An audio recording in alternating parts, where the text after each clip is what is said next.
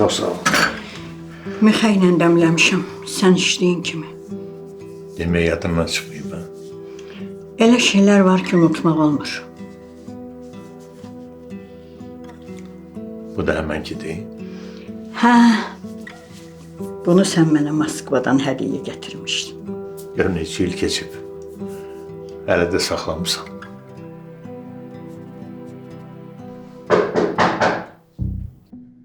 Cemile! Hay Cemile! Az bağırmasan karsan!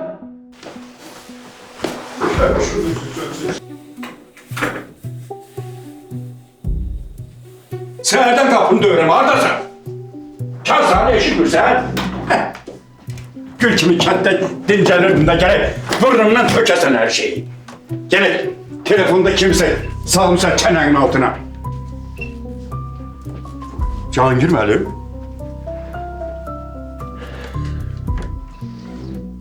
Hoş gəlmisiniz. Çox sağ ol. Necəsiz? Yaxşıyam sağ ol. Sən necəsən? Yaxşı. Az ben niye demirsən ki qonağımız var?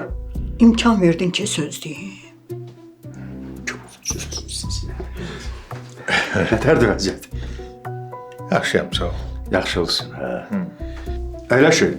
Ayaqda qalın, əyləşin, əyləşin. Bir çay gətirin.